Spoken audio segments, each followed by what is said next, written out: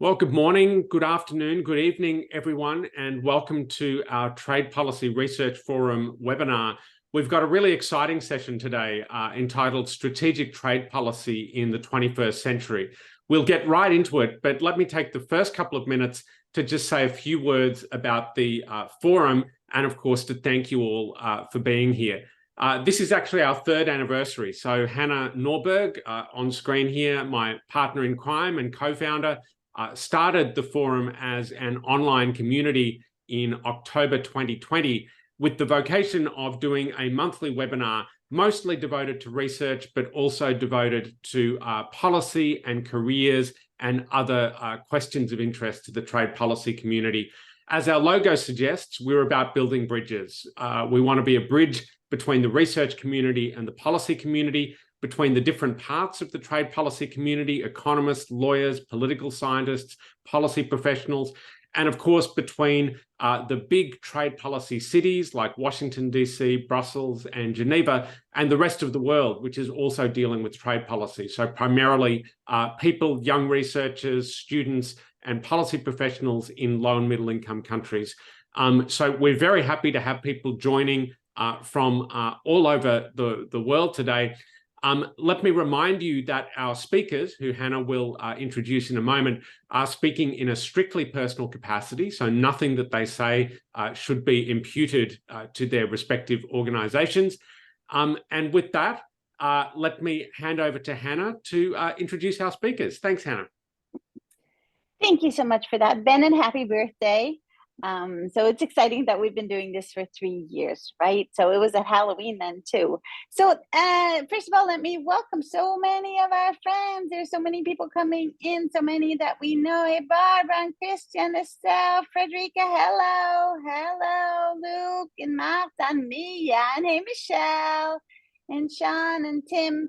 Welcome, everybody. I think this is a really good opportunity to just start using our chat box. So please get started in there and just let us know where you're calling in from today, because that just is always exciting to see where everybody's coming from and a little bit about what your focus is and so on. So I am super excited. I'm always excited, but today I'm super excited about this webinar because this is actually one that I saw live. I got to see this live back in May. So the Swedish National Board had an in-person event in Stockholm called the Heckscher Ohlin Conference. And there, when I saw Patrik and Simon do their presentations, I thought this is exactly the perfect fit for the TPRF forum on strategic trade policy in the 21st century, because there are so many juicy things going on here. There's this amazing narrative, there's great research, and then Simon has, of course, an amazing website and database that this could be plucked into by researchers coming in from all over the world. So just to give you a really short introduction, so Patrik Tingvall, he is the chief economist for the Swedish National Board of Trade in Stockholm. And you all know the Swedish National Board of Trade. I know it because everybody's telling me all about the amazing papers that are coming out of there. They're very unusual in their combination of understanding trade policy and research. And if you haven't seen them, congratulations, you're in for a huge treat. And Patrik is going to talk about one of his studies actually coming in today. And then it is Professor Simon Evenett, who needs no further introduction at all, but I'll do just a short one anyway. So he's the professor at St. Gallen, and he started a while ago the Global Trade Alert, and he also does a digital trade alert, which is absolutely amazing. And if there ever was such a thing, public good.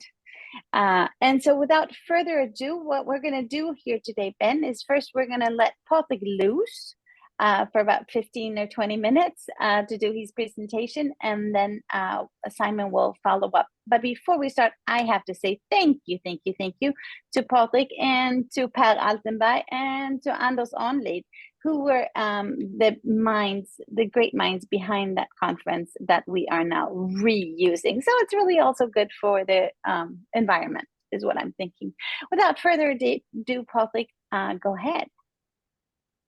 Oh, thank you so much, Hannah. With that introduction, it's difficult to live up to the expectations, but thank you so much. I start here. So what I will talk about for a while is about the trade policy landscape of today and things that we are facing at the National Board of Trade. But when I do presentations on trade and trade policy and what's happening, I always try to find something positive to start with, some good news. And believe me, it has become more and more difficult to find some good news.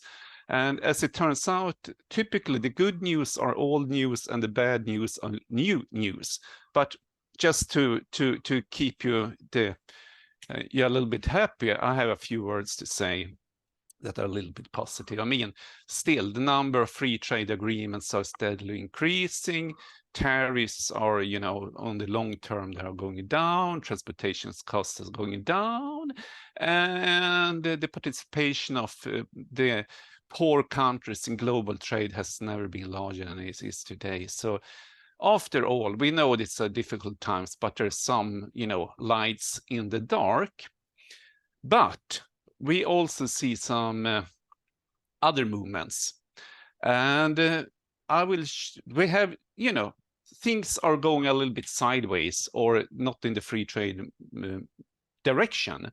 First of all, I would like to just look at the service trade, and this is the service trade restricted index, 3 index. And here we see that restrictions imposed are outnumbering trade liberalizations by a factor of 3. So we have something happening in the service sector that is not only positive. And if we think, oh, this is only for services, in other areas, it cannot be that bad. But let's have a look at the Global Trade Alert database and what they suggest. Well, if we look at count the policy interventions, we find that trade distorting policy measures outnumbers liberalization measures by a factor of 3 or even 4. So it doesn't look that good always if you like free trade. And the final thing, we also see the number of anti-dumping cases are increasing. And the question we should ask ourselves, is this do we like to make harm ourselves, or why do we see things like that? And I will just show some policy measures that incentives from the EU. I won't talk much about the US because I work for a Swedish governmental agency, so I will focus on the European trade policy. But we have a number of recent acts, and I think this is a representative sample of something that is happening right now. And if we look at the 4 top, we have a number of acts that the intention is to promote green transition. And we all see that, okay, we must embrace this. So the intention is very good. There's no doubts about that. But these acts they also have some side effects, because what we see, these acts are connected with huge subsidies. And we see a requirement of licenses and permissions in order to sell your goods on the European market. And this is obstacles to trade that goes beside any free trade agreement. And I think this is especially harmful for the developing countries. And I would like to come back to that at a later stage. But this is one trend. The other trend is policies targeting resilience, like the Critical Raw Material Act and CHIPS Act. And when we look at these acts, again, the intention is very good, but we have some trade distorting elements here, like import substitution, subsidies, and so on. So I was almost about to say that the road to hell is paved with good intentions, but I did not say that. What I do say, however, is that subsidies creeps in everywhere here. Subsidies, subsidies, and subsidies. And if you don't believe me, look at the European Commission State Board scoreboard about aid. What we see is that subsidies are on the rise, and in particular, subsidies related to the green transition. And if you don't believe me, that subsidies are coming up, let's look at the GTA database. What do we find here? The number one, absolutely number one, trade distorting policy measures that we can find is subsidies. They are dominant. And in the second place, we find export subsidies. So when it comes to trade distortive measures, subsidies dominates. So with this, I think I have kind of promoted the idea that we maybe should have a deeper look into subsidies. And if we look at the details of subsidies, they comes in many flavors and types. And if you ask me, I think we have two widely different types of subsidies. One type, do you see my cursor? Yeah, fine. One is like grants, and grants is like manna from heaven. You give money to companies. And the other type is more like state loans, and these type of subsidies are connected to a much higher requirement on the firms. They have to pay these back. So the incentives for firms receiving a great grant or a loan is much different. Therefore, it might be the case that what kind of subsidies we are dishing out, the impact might differ. The impact might differ.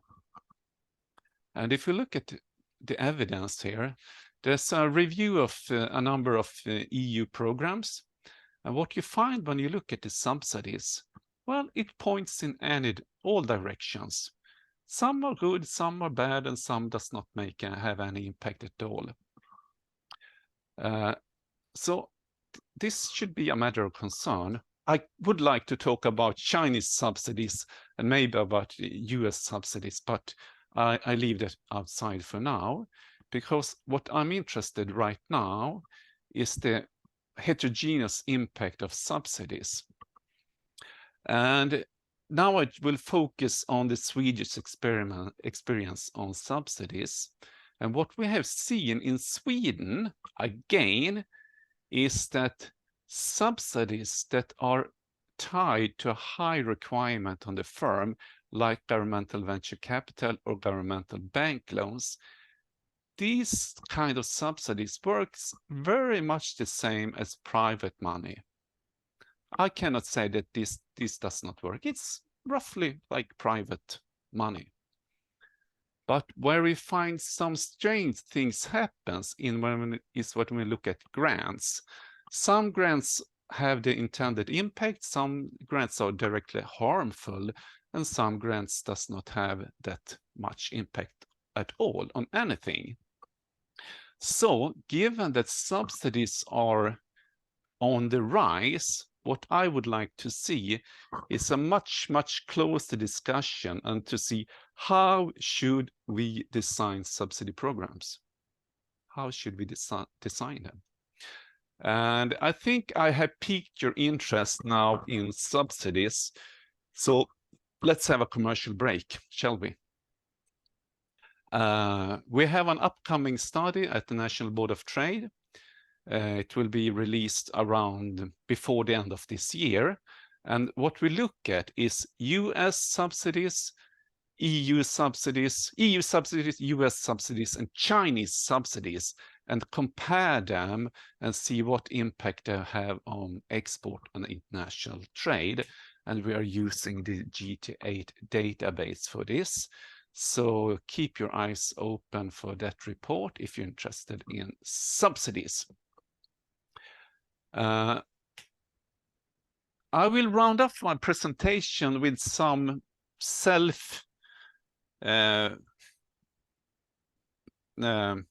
criticism of our economists, because what we see is that the discussion now and the policy, they're moving in a direction that is not pro-free trade. And I think we have been a little bit bad at selling our arguments, because after all, we think that trade liberalization is a good thing. We truly believe that. And we have some substantial evidence for that. I mean, if you look at recent research, we have so much evidence for trade liberalization increases productivity a lot. It increases productivity, increase a lot, and even more than we expected. That we have evidence, but we're not selling this message very efficiently, if you ask me. And the other thing we hear that, okay, trade liberalization, we have factories will close down and we will have so much painful structural change. But that's not actually true, because when we look at the real world data, nowadays, most of structural change occurs within industries or even within firms. So the tension of the economy on structural change due to trade liberalization is not that large. The big thing behind the structural change is aggregate technological change, and that's something completely different. And I don't think we are really selling that message very well as an economist either. So to round off, before I hand over to Simon, this is an example of productivity increases from trade liberalization. This is some evidence already back in 1997 on Sweden that most of structural change is within industry or even within plants. So here at the National Board of Trade, what we are trying to achieve is an evidence-based trade policy. And that means that what we are saying has not to be aligned with the Swedish government. We are free to say whatever we like, but it should be evidence-based. And this is a tough task. And to achieve this, what we really need, this is a lot of data and information about what is happening in the world, what policy measures are being implemented, and what can we see. And we are a small agency, so we don't have the capacity to generate that data, but we are fortunate enough to have people like Simon Evenett, who's doing a gigantic work with the GTA database, providing us with so much material that we appreciate. So having that said, it's my pleasure to pass over the word to Simon, and thank you for listening.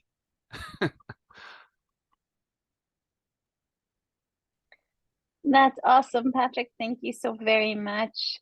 Without further ado, Ben, we'll just hand it right over to Simon. Yes?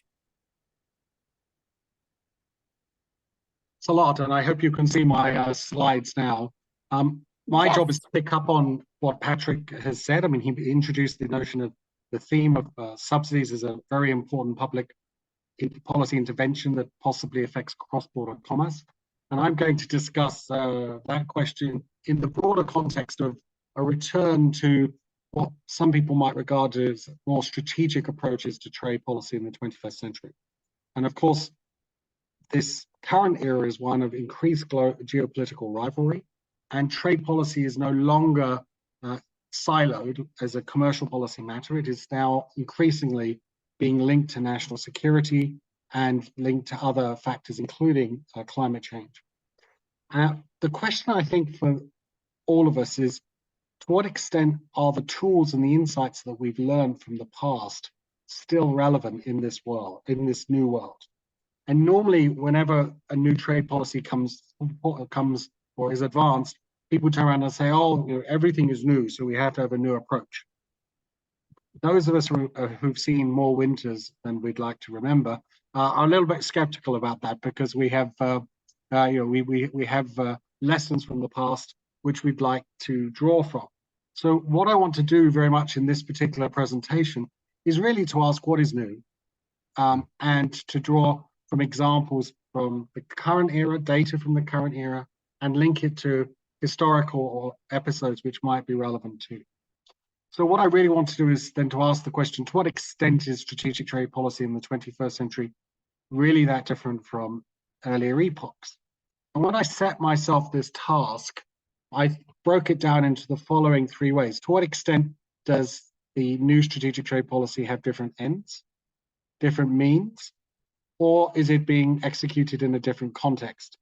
And as I went through each of these three dimensions, I learned more than I thought I would. And so the old jaundiced professor who turns around and says, "Oh, there's nothing new here," I think that view is going too far. There are new things here. But and then, of course, we have to ask ourselves, how do these new elements alter how we analyze and describe and propose trade policies? So this line of questioning, I think, is relevant for policymakers precisely because during an era when you see the pendulum swinging away from freer trade, there's always a temptation in many jurisdictions for copycat behavior. And so when the EU member states decide to start giving subsidies to the steel sector, then I live in Switzerland. The few remaining steel firms in Switzerland go off to Bern and ask for subsidies. And so the government here comes under pressure to match those subsidies. Likewise, in a call last week with African experts, I was listening to them, and they're very cognizant of the subsidy races which are going on in the Northern Hemisphere. And so the question for them is, well, should we try and match these subsidies, or if we can't afford them, what should we do? And so I think one reason why this type of topic is very important is to really assess whether or not there's much here that's new, and whether it actually justifies new forms of state intervention. And that links me to my second and final preliminary comment, which is to build on what something Patrik said, which is that one area where, of course, we see the case for subsidies made is in climate change and environmental measures. And the argument is often made that there's some type of positive externality associated typically with consumption or with buying a particular cleaner technology. And so the economists immediately thinks, well, yes, we should justify subsidies. This justifies subsidies. But of course, as Patrik has shown us, there are many different types of subsidies. And the argument that there is a consumption externality, a positive effect, knock-on effect, justifies a certain type of subsidy. It doesn't justify every subsidy. A second observation worth making is that when we look at why is it that certain environmental technologies don't spread very far, it could well be that there's a positive externality, but there could be some other really important flaw in the market mechanism which needs to be fixed. So let's switch gears and move to something like critical raw materials. Let's take a copper mine. According to the International Energy Agency, a copper mine takes 15 to 17 years before it comes online commercially. So any firm that's making an investment in a copper mine is being asked to tie up its money for a hell of a long time. And anyone who's taken a finance course will know that it's the present discounted value of that investment that matters, and anything that adds to the uncertainty on the revenue streams in the future and the profit streams in the future is going to make that investment much less attractive. So when we don't see enough copper mines being built, is the problem that we need to subsidize, or is the solution directly to subsidize copper mines, or is it to fix the policy uncertainty which is deterring investment in the first place? And one of the things which disturbs me about the discussion about subsidies is that people aren't questioning whether or not they are actually the first best response to whatever is holding back the market supply in a particular sector. So these are two reasons why I think getting into the details of strategic trade policy matter more, because once we understand what goal we're trying to pursue, the end, then the means should become a little clearer, and at least the better means should become clearer, and we can then figure out if they work in the given context in which they're being applied. So that's why I have this three-part breakdown: ends, means, and context. So let me start then with the ends. Now, you can see here that we have on this particular slide the idea that governments are worried about their relative position in the world economy is not new. In fact, there is a literature going back decades called the economic statecraft literature, which looked at this particular question. And this literature is now being updated with more recent writings. And so we could, when one hears American or Chinese commentators talking about the contest to become the dominant economic power, this is not new. And we've seen this many times before. A second area which is not new is what we call these days weaponizing trade, or what some people call more neutrally security of supply concerns. The concerns about governments manipulating, or rulers manipulating, the exports of key commodities go back to before Christ's birth.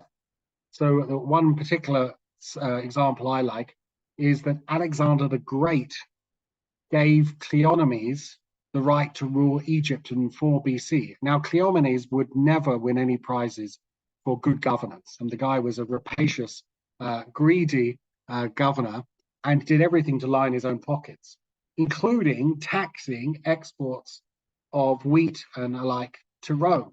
And indeed, on one occasion, when the bushel of wheat cost 10 drachma, he jacked up the export taxes so that the price was 32 drachma by the time it got to Rome, or he bought up loads of wheat and hoarded it whilst the price rose on world markets. Now, Cleomenes followed this tactic several times, and this is well documented in the literature on that era, and in a lovely paper by Kessler and Temming. And it's a great example of how a major power like Rome was very dependent on imported wheat. And so the Romans actually looked at this particular problem, and instead of deciding to level much of Rome and grow lots of wheat at Rome, what they decided was to create a private sector solution where they encouraged the private sector to source wheat much more widely throughout the Mediterranean. So it's a very good example of using more trade to fix a particular weaponization of trade problem. By the way, Cleomenes ended at a very sticky end. Once Alexander died, Ptolemy was given Egypt, and Ptolemy executed Cleomenes, but not for violating Article 11 of the GATT, for something else. Now, if you want a more recent example, Churchill realized that once oil was the far better way to power the British Navy, then the need for coal, which of course had been supplied inside the UK principally, where the demand for that went down, and the need to secure oil supplies abroad went up.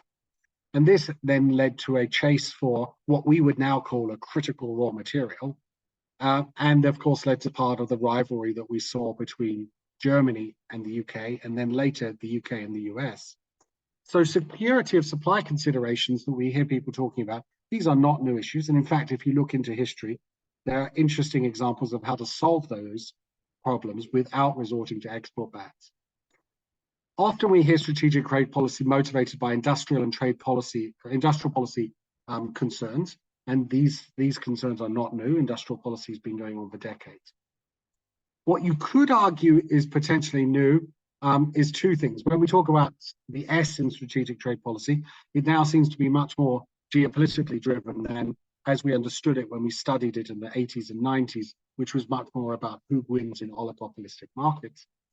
And to the extent that saving the planet or trying to mitigate climate change is an important consideration these days, then that's driving trade policy, then that dimension is pretty new.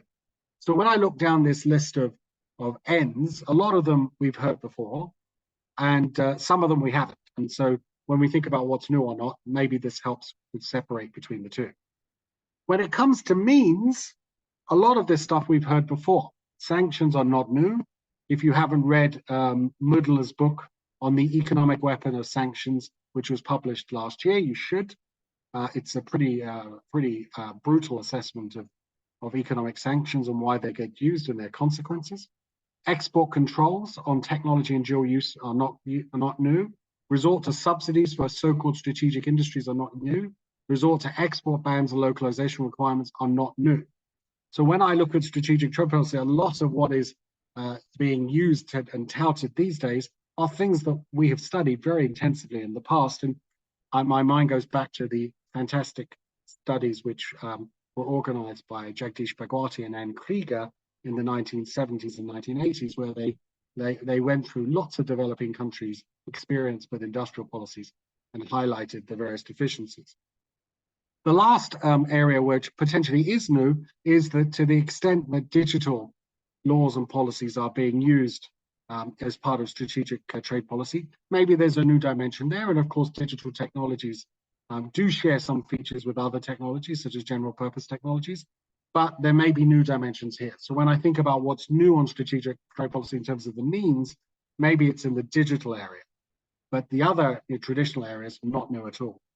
When it comes to the context, here I think there's a stronger case for saying that that there is something new. We do have this discussion of a transition to a low carbon economy, which is not just a national problem, it's a global problem. So we have not only consumption and production externalities here, but these are cross-border as well. And that leads to, I think, a different potential way of framing public policy intervention. Digitalization of economies is another area which is purported to be new, but let's face it, in the past we had governments talking about electrification of national economies, so that might not be as new. Geopolitical rivalry as a pretext for strategic trade policy certainly isn't new. Think of the rivalry between Germany and the UK before World War I, and before that the UK and France, and before that France and the Netherlands, and Spain and the Netherlands, and so on and so on. Okay? One other area where the context might be different is, of course, we had, with the creation of the WTO, the institution of a set of multilateral rules which were binding. And so this current bout of strategic trade policy is unusual in the sense that it comes after the acceptance and enactment of a series of multilateral trade rules. And I think when I listen to trade diplomats and many colleagues talk about strategic trade policy, an important contextual factor for some of them is that I thought we lived in a system of rules where none of this was supposed to happen. And then we might actually want to talk about, well, why does it happen when it's not supposed to happen? Okay? So overall, my view is that while some aspects of strategic trade policy may be new, so much of it is actually very old. And therefore, we should be looking back to see from precedent cases what works and what doesn't work. And I think Patrik made the right observation that not all of these policy interventions work. And let's not forget, from a trade policy point of view, just because a trading partner is using subsidies doesn't mean that's necessarily a concern for your country. There has to be a cross-border spillover. So when I go to meetings and I hear European officials say, well, China's system of industrial organization is obviously different, that doesn't mean it's a trade policy problem. Asserting that China has subsidies doesn't mean it's a trade policy problem. Demonstrating, not asserting, that those subsidies have adverse knock-on effects for, in this case, European commercial interests, with evidence, is what is required. And that often is what's pretty thin on the ground, which is why I look forward to this report that the Swedish National Board of Trade is going to be putting out on the effects of subsidies, because I think that is really where we need to focus. Which subsidies create the largest adverse cross-border effects? And we could ask the same questions about any of the other tools that I have just discussed as well. So I think we should focus on the cross-border effects. We need to increase the demand for studies of those cross-border effects, and we should be orienting trade policy strategy around that. We should not be copycatting other governments' policies just because they have done something. Okay, that's not a legitimate argument which one can sustain, in my view. So let me stop there, and I'd love to engage in a discussion with all of you. Thank you.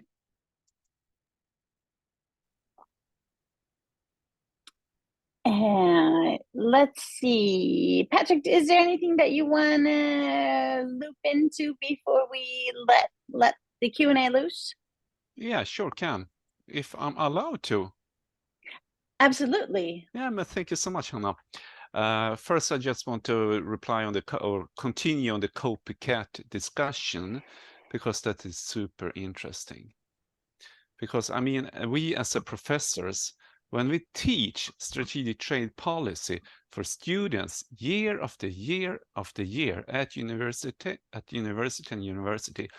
the message is, if your trade policy is based on retaliation on what your trading partner is doing, you are gonna end up in a very, very dark place.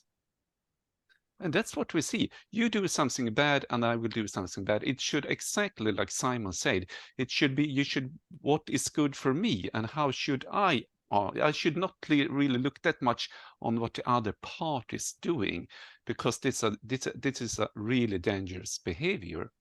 And I think we have other things coming up with this. I mean, subsidies are increasing, and the EU is increasing its subsidies, and so is the US. And where does it lead? First of all, when we try to have discussion with China and saying, oh, you're subsidizing your companies too much. Well, hey, what are we what are we doing?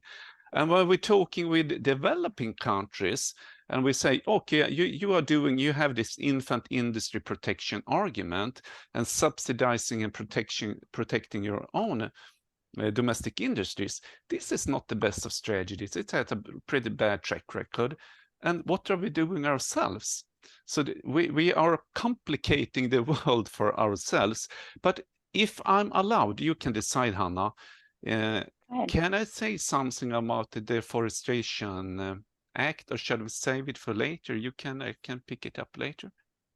No, go ahead, Patrik. I think it's super important. Yeah, that's because in particular, this is from the view of developing countries. Yeah. Because this proposal or this act, what this says is that if you want to sell something to the EU market, and this for cacao, soy, forest, wood products, and so on, for many, many different types of materials, you have to prove that this item did not contribute to deforestation.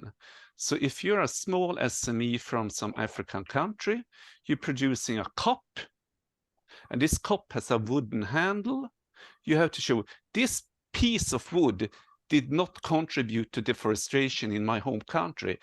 And this is an administrative burden that goes, so we can have how much free trade agreements we like, but this goes outside, and it's a huge burden for developing countries and small and medium-sized firms to the market access to the EU. And if you ask me, and this is just one of many different acts that goes in the same direction, and the intention is, of course, it's either to promote the resilience of the European market or the green transition, but we have not been discussing these acts very much with the developing countries. They have been left inside in the name of resilience and the green transition. And I think this is a problem that we should be aware of. And I don't think the discussion has been very deep on these issues. It's a little bit sad, but it's something that it kind of breaks my heart when I see this.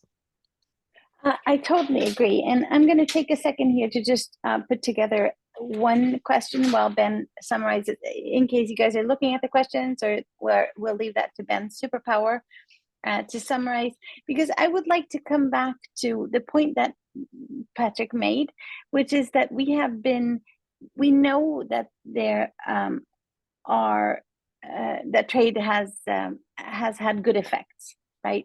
But we have been lazy in putting those conversations forward. So my question is, first of all, how would you suggest that we do that? How do we collaborate to do that? What can we do in here, and what can the researchers that are coming in think about in that? And my other question is to Simon, because now, as we're seeing, some things are old and some things are new. But to me, the main thing here that's going on both with carbon and with digital is what we're seeing is that issues that used to be regulation that were national sovereignties, whether we wanted plastic in a certain kind of plastic in toys or something, that would stay within our borders. But both with carbon and with digital flows, what we're seeing is that these issues that are domestically decided on, the regulation is a domestic sovereignty, but the effects are global. And so that is the other thing I think that we need to find a way to have a conversation on. And I'm guessing that the answer to both of this is a global conversation, but I would really like to hear what you guys are thinking about in terms of solutions there. I can start, which is to say that I think once you get beyond the general statement, which you have made, I think quite eloquently, Anna, and into the specific policy domain, often many of these regulatory problems break down to not necessarily a global conversation, which involves 160 countries or 200 countries, but normally a dozen, half a dozen. And so actually, these are things which could be settled, maybe not to everyone's satisfaction, but the idea that we could negotiate these types of understandings, I think, is at least in principle possible. And it's not a matter of getting, you don't have to convene the United Nations to do this, because normally the powers that matter are often a small number of them. So that then, of course, makes you then ask the question, why is it those bigger powers are not cooperating? And here, of course, we run into the huge problem that most of these big players put in place their regulations and expect everyone else to align with them, rather than trying to find some middle way. And I always thought, I must say, if and when anyone is optimistic about transatlantic economic cooperation, it's often about looking for the next generation of regulations in a particular area. So before the existing regulations, of course, companies have invested around.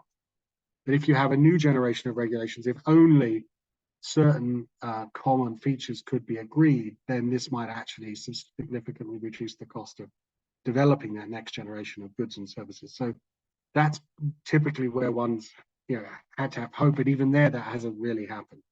And so I do think we have a problem with cooperating on regulations. And my final point on that is, it's a point I've believed for over 20 years, since back in the day when I sat on a competition agency, actually the UK Competition Commission, is that regulatory agencies have been made independent in many countries. And they cherish that independence much more than they cherish international cooperation. And that's a fundamental, so we have a fundamental public policy problem. We took regulation out of the hands of ministries and ministers because they were using it for political ends. And we created independent agencies. What we didn't realize is that we were creating often non-cooperative regulatory agencies. And so there's a fundamental design problem there which has to be addressed. Or to put it bluntly, why should an independent agency cooperate? If they're independent, they can do what the hell they like. And that, I think, goes to the core of why we have problems in this area.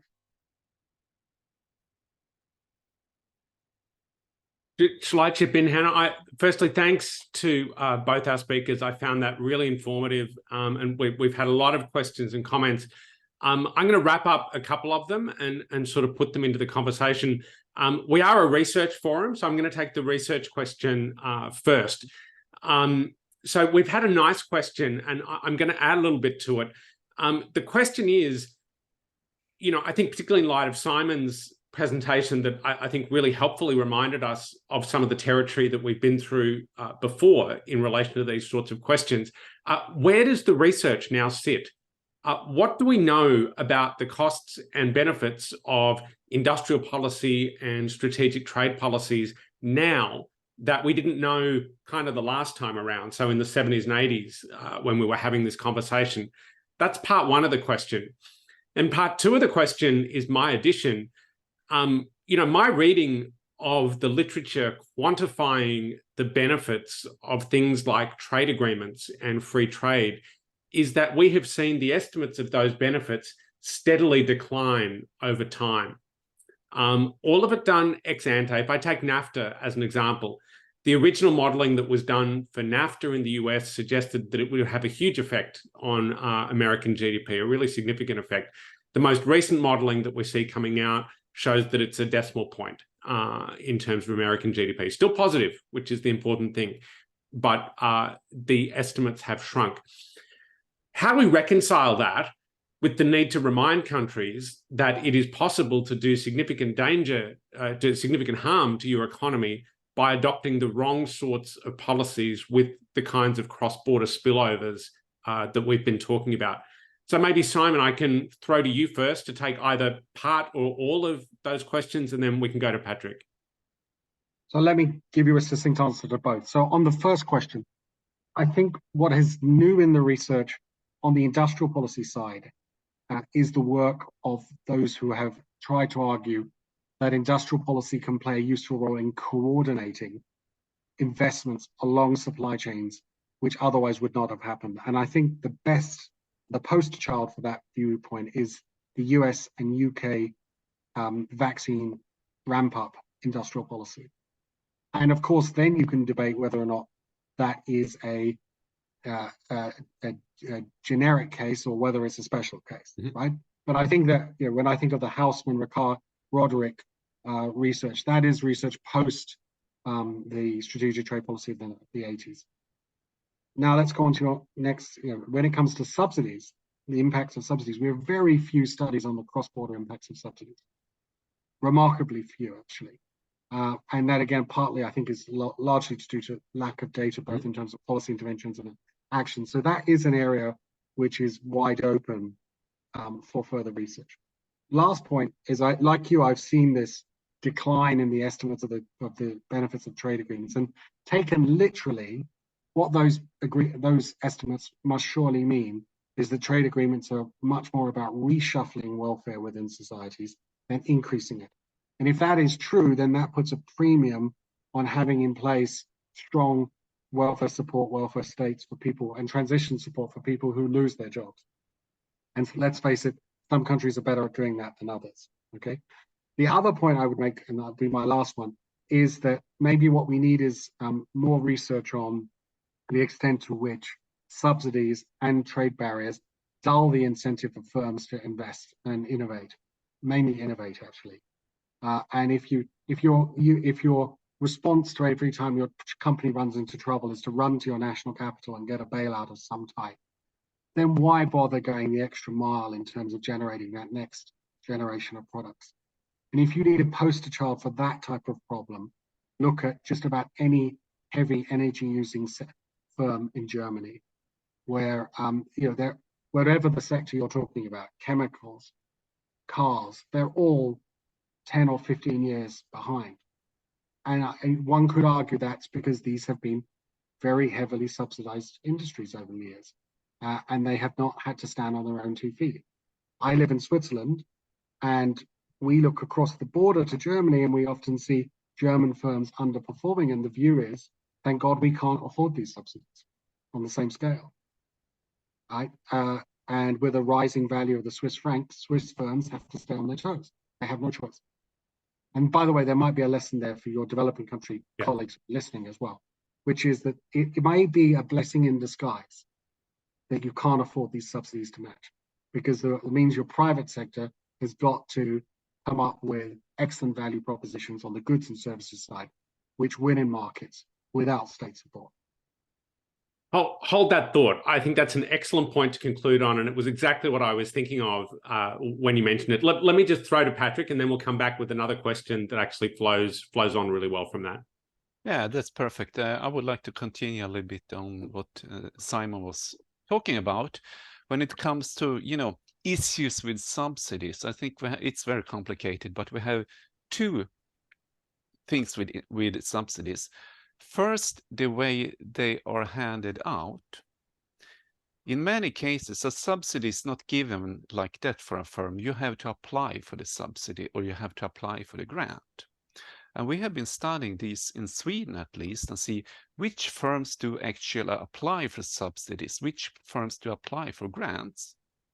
And when you look at this, if you compare firms that only got one grant with firms that never receive a grant, we see the grant receivers have low productivity and high salaries. They have problems. But when we look at further, when we look at firms that receives many grants, and now we look at the productivity level before the first grant, they have even lower productivity and even higher salaries in those firms. So there's a huge adverse selection firms to the firms that actually applies for the grants. So it's not the firms that have the order books full and are working their heck off. This is not the firms that looks for the subsidies or grants. So there's one channel why you have the wrong firms receiving the subsidies. The other mistake is that it's quite difficult for a governmental official to have perfect foresight. I cannot know which firm that is going to be successful in the future, and they try their best, but it's very, very difficult to beat the market. So it's more or less like a lottery if you select the right or wrong firm. So making a long story short, this is the two main reasons why we have some great efficiency problems with the subsidy programs. And that's also why we as an economist say, if you're going to do that, try not to select the specific firms, rather a general industry or wide kind of programs, so you reduce the risk for this you admit that you don't have perfect foresight and try to do the best from that. But I think the subsidy program and the design of subsidies, there's a huge problem with this, not only in Sweden, but I think in most countries. I stopped there because we were focused on the subsidy issue now. Thank you. Let me pick up on things that you both have said. So, Sweden and Switzerland are both small, pretty open economies. And a question that's been coming up in the chat, I'm going to rephrase a little bit, because I think you've spoken to kind of the optimal policy response of developing countries faced with some of this stuff. And I mean, it goes back to the old sort of throwing rocks in your own harbor type argument. But what I want to think about is the political economy, because in a lot of developing countries, that message has been picked up. So there are plenty of places where I work where people understand this, and they know just because a bad policy is going ahead in Europe or the United States doesn't mean I should copy it. But it's not a universal perspective. And there are certainly some large developing countries that take it very seriously to be able to do the same thing that they see the US and the EU doing. So how do we manage the political economy of this, where there is at stake seemingly a question of sovereignty, a question of place on the international stage, all these sorts of things? And, you're both coming from the perspective of small open economies. So I wonder if this is something you can speak to. Patrik, maybe I'll hand over to you first.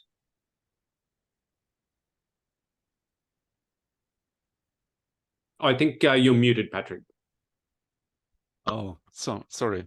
I think what you were talking about is a super difficult question, right? And I don't think I have a simple answer, but I can touch from a developing country perspective.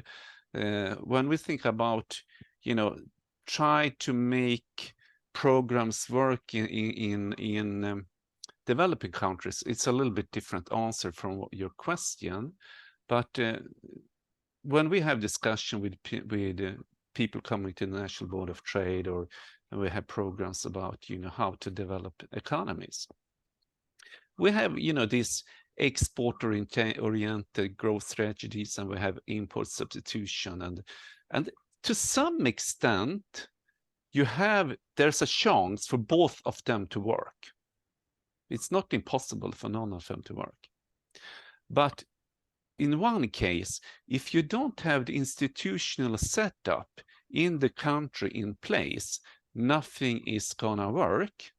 So, I mean, for these countries, you can design subsidy programs and developing programs, but I mean, this is what North got the Nobel Prize for back in the days. They say that you see an investment in one country, and this makes a huge benefit.